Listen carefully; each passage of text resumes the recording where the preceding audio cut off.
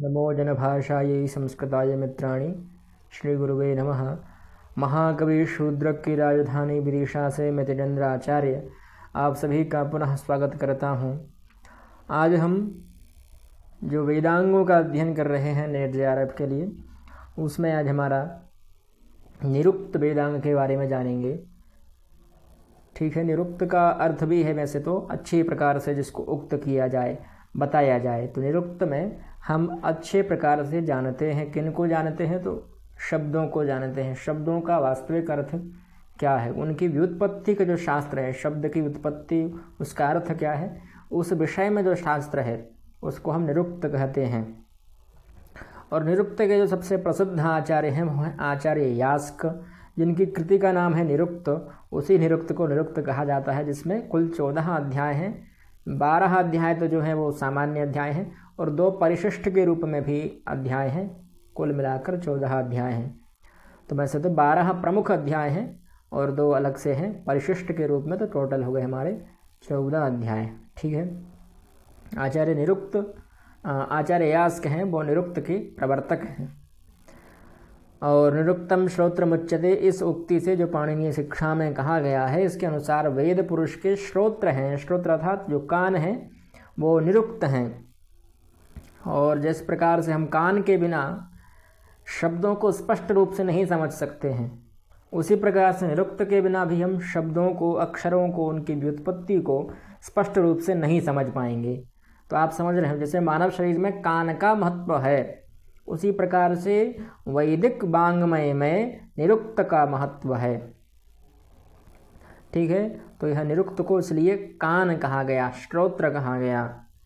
निरुक्त में निघंटु का व्याख्यान ग्रंथ है, जिसमें ऋग्वेद के शब्दों का संग्रह। एक और निरुक्त है, वह निघंटु जो एक ऋषि थे, उनका व्याख्यान ग्रंथ है। इसमें ऋग्वेद के शब्दों का संग्रह, ऋग्वेद के किस शब्द का क्या अर्थ होता है। निरुक्त के जो प्रारंभिक 3 अध्याय हैं उनको नैघंटुक कांड कहे जाते हैं, क्योंकि निरुक्त के जो प्रारंभिक 3 अध्याय इसमें निघंटु से संबंधित उनकी रचनाएं हैं। तो जिसमें ऋग्वेद से संबंधित शब्द भी है, उसको नैघंटुक कांड कहा जाता है। और 4, 5, 6 अध्याय जो हैं इनको नैगम कांड कहा जाता है। वैसे निगम शब्द में है, निगम शब्द में ही नैगम रूप बना है। निगम शब्द से, निगम का अर्थ है वेद, तो जो वेद से संबंधित है वह 4, 5, 6 अध्याय, यानी 4, 5 और 6 अध्याय को नैगम कांड कहा जाता है। फिर 6 से लेकर जो 12 हैं, अंतिम 6 अध्याय 7 से 12 तक, वह दैवत कांड के नाम से जाने जाते हैं। जो देवता संबंधी, वह दैवत कांड के नाम से जाना जाता है। यानी पहले जो 3 अध्याय हैं वो नैघंटुक, और जो अगले 3 अध्याय हैं वो नैगम, और उसके बाद अगले 6 अध्याय हैं वो दैवत कांड हैं। तो इसको 3 भागों में हमने बांट दिया, जबकि 2 अध्याय और शेष हैं अभी परिशिष्ट वाले। ठीक है। तो इस प्रकार से इसमें 3 भाग हैं, एक चौथा भाग भी परिशिष्ट के रूप में है। नैघंटुक, नैगम और दैवत। निरुक्त में शब्दों का निर्वचन 3 प्रकार से किया गया है, एक प्रत्यक्ष, एक परोक्ष और एक अति परोक्ष। यह 3 प्रकार से किसी भी शब्द का निर्वचन किया गया है निरुक्त में, निरुक्त शास्त्र के अंतर्गत। एक प्रत्यक्ष सामने से, एक परोक्ष सामने से जो ना हो, वो एक अति परोक्ष जो बहुत दूर का हो। तो इस प्रकार से 3 प्रकार से शब्दों का निर्वचन किया गया है, उनकी व्युत्पत्ति की गई है। निरुक्त को शब्द व्युत्पत्ति शास्त्र भी कहा जाता है, ये तो आप लोग जानते ही होंगे। और इसके 3 कांड हैं, अभी हम लोग पढ़ कर आ रहे हैं। निरुक्त के 3 कांड, प्रथम 3 कांड है नैघंटुक, फिर आता है नैगम, अगले 3 कांड, और उसके बाद 6 कांड जो अगले बचते हैं वो दैवत कांड हैं। तो इस प्रकार से निरुक्त को हमने 3 कांडों में बांट दिया है।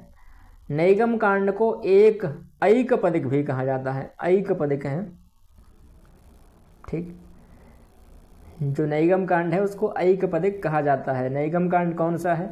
तो जो प्रथम के 3 अध्याय के बाद जो 3 अध्याय हैं, यानी 4, 5, 6 वाले जो हैं, उनको हम 4, 5, 6 ये जो अध्याय हैं ऐकपदिक अध्याय हैं, ये नैगम कांड के अंतर्गत आते हैं। वैदिक शब्दों का संग्रह निघंटु में तथा उनकी व्याख्या निरुक्त में है। जो वैदिक शब्द हैं उनका संग्रह निघंटु नामक ग्रंथ में है, और उनकी जो व्याख्या की है वह निरुक्त में की गई है यास्क के द्वारा। ठीक है। अब जो व्याख्या और भी व्याख्याएं हैं, उसके अलावा निरुक्त की भी कुछ व्याख्याएं हुई, टीका हुई, वह दुर्गाचार्य यास्कृत निरुक्त के प्रसिद्ध टीकाकार हैं। दुर्गाचार्य जी हैं, उन्होंने निरुक्त के ऊपर अच्छी टीका लिखी है। फिर वेदों के अर्थ को स्पष्ट करने में निरुक्त आवश्यक है और व्याकरण शास्त्र का पूरक है। एक प्रकार से व्याकरण शास्त्र का ही अंग है। जिस प्रकार से व्याकरण शास्त्र में हम शब्दों की गणना करते हैं अथवा शब्दों का किस प्रकार से उनकी व्युत्पत्ति होती है, क्या धातु है, क्या प्रत्यय है इत्यादि हम जानते हैं, उसमें क्या प्रकृति है, ये सब जो जानते हैं वह सब का पूरक अगर कहा जाए तो वह निरुक्त है। क्योंकि निरुक्त में भी शब्द संबंधित ज्ञान ही है, अक्षर संबंधी ज्ञान ही है। उसी प्रकार से हमारे व्याकरण शास्त्र में भी वही ज्ञान है। शिक्षा में भी कुछ मिलता जुलता व्याकरण से ही संबंधित है, स्वर आदि का उदात्त अनुदात्त, तो शिक्षा ग्रंथ भी थोड़ा व्याकरण से जुड़ा ही हुआ है। ठीक है। अब वेदों के अर्थ को जानने के लिए निरुक्त आवश्यक है और व्याकरण शास्त्र का पूरक भी है। वेद मंत्रों की जो कठिन शब्द हैं उनकी व्युत्पत्ति निरुक्त करता है। अर्थावबोधे निरपेक्षतया पदजातम यत्रोक्तम तन्निरुक्तम।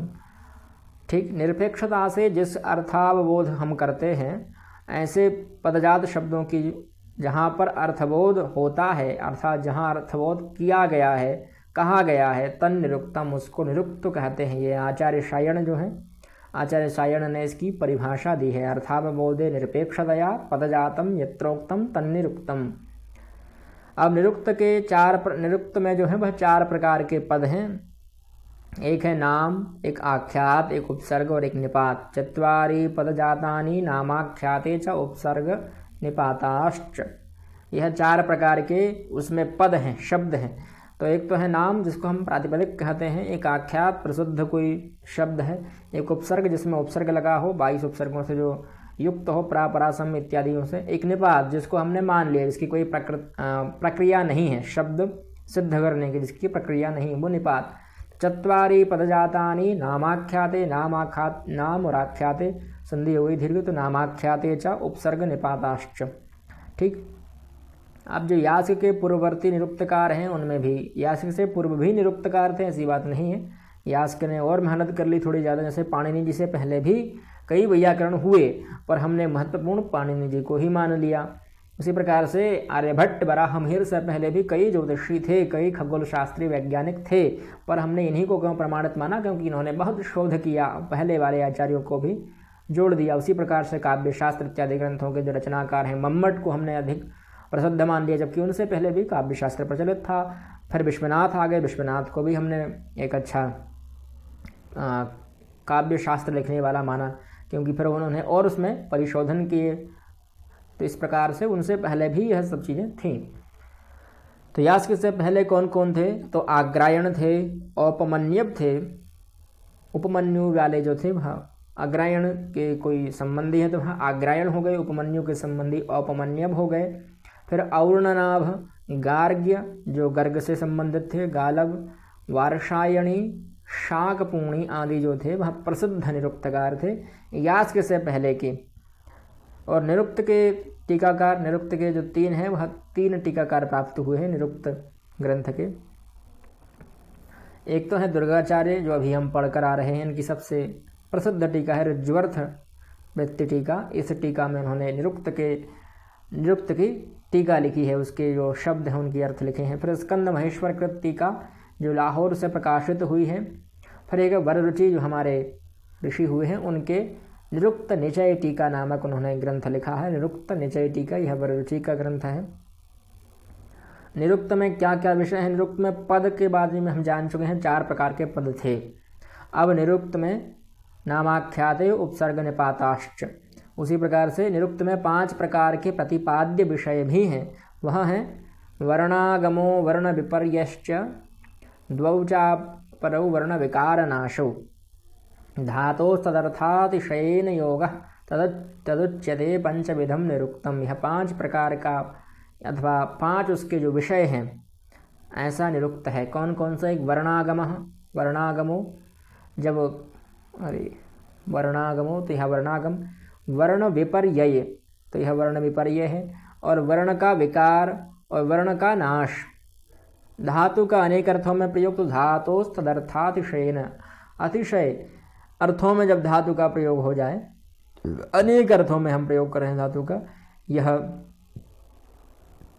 तदुच्यते पंचविधम निरुक्तम, उसी को कहते हैं 5 प्रकार का निरुक्त, अथवा 5 उसके जो विषय हैं, अलग अलग प्रकार से हम कह सकते हैं कि ऐसा 5 विषय उसमें प्रतिपाद्य माने गए हैं निरुक्त में। और भी कुछ निरुक्त में, जैसे किस अध्याय में क्या बात है उसके बारे में जान लीजिए। अध्याय 1, 2 और 3। अध्याय 1 में जो चीज़ें हैं, सबसे पहले अध्याय 1 में पढ़ लेते हैं। यह है अध्याय 1 से संबंधित। तो अध्याय 1 में है निघंटु, नाम आख्यात आदि पद विभाग, शब्द नित्यता का विवेचन है इसमें, और मंत्रों की सार्थकता का प्रतिपादन किया गया है, अर्थ ज्ञान का महत्व दिया गया है। इसमें ही निघंटु से संबंधित चीज़ें मिलेंगी आपके लिए। नाम आख्यात जो आदि पद विभाग हमने पढ़े, नाम आख्यात और उपसर्ग निपाताश्च इत्यादि जो थे। शब्द नित्यता, शब्द नित्य रहता है, आकाश में गमन करता है, ये जो विवेचन है वो उसमें मिल जाएगा। मंत्रों की सार्थकता, मंत्र किस प्रकार से सार्थक होते हैं, वो वैदिक मंत्र, उनके प्रतिपादन किया गया है। और उनके अर्थ ज्ञान का महत्व, यानी वेद मंत्रों का अर्थ ज्ञान होने से हमें क्या लाभ है, तो उसका उन्होंने वर्णन किया है अध्याय 1 में। फिर है अध्याय 2 में निर्वचन किया गया है, वर्ण परिवर्तन आदि से संबंधित भाषा शास्त्रीय विवेचन भी दिया है, यानी कहीं कहीं शब्दों में परिवर्तन आ जाते हैं, तो वह परिवर्तन जो आए हैं उसका भाषा शास्त्र में क्या महत्व है, ऐसा उन्होंने अच्छे प्रकार से उसका विवेचन किया है और निर्वचन किया है कि शब्द का क्या अर्थ होना चाहिए। फिर अध्याय 4 और 6 में दिया है, 4 से 6 में दिया है, वेदों में निघंटु द्वारा जो पढ़े गए कठिन शब्दों की उदाहरण सहित व्याख्या दी गई है अध्याय 4 और 6 में। ठीक, और इसका नाम क्या है, नैगम कांड। इसी में 4, 6 में 4, 5, 6। तो इसमें वेदों के निघंटु द्वारा जो पढ़े गए शब्द हैं, कठिन शब्द हैं, उनका उदाहरण सहित व्याख्या है। सबसे पहले उदाहरण दिए, फिर उनकी व्याख्या की है। फिर उसके बाद आता दैवत कांड। तो दैवत कांड जो 7 से 12 है, इसमें देवतावाची, देवता से संबंधित है, इसलिए इसका नाम दैवत पड़ गया है। तो देवतावाची जो विस्तृत व्याख्या की गई है, शब्दों की विस्तृत व्याख्या है। द्युलोक, अंतरिक्ष और पृथ्वी स्थानीय देवताओं का निरूपण। हम जानते हैं देवताओं को 3 प्रकार से बांट दिया गया है, एक तो द्युलोक निवासी, एक अंतरिक्ष निवासी, पृथ्वी निवासी। तो उन स्थानीय किस देवता का क्या निवास है, क्या स्थान है, उसकी जानकारी हमें इसमें मिल जाती है, निरुक्त में मिल जाती है। तो वह अध्याय 7 से 12 जो दैवत कांड के नाम से जाना जाता है, इसमें उनकी द्युलोक, अंतरिक्ष इत्यादि क्या निवास स्थान है उसके संबंधित, और देवताओं का क्या क्या नाम लिया गया है। जैसे कहीं विवस्वान कह दिया, कहीं मरीचि कह दिया, कहीं मरुत कह दिया, तो यह शब्द किसके लिए है ना, तो उस शब्द की किस देवता से संबंधित क्या शब्द है इत्यादि जो सब चीज़ें हैं वो इस दैवत कांड में आपको मिल जाएंगी। फिर जो अध्याय 13-14 हैं परिशिष्ट के रूप में, इनमें निर्वचन की प्रक्रिया है, सृष्टि उत्पत्ति संबंधी कुछ सिद्धांत मिलते हैं, ऐसे अनेक विषयों का विवेचन है।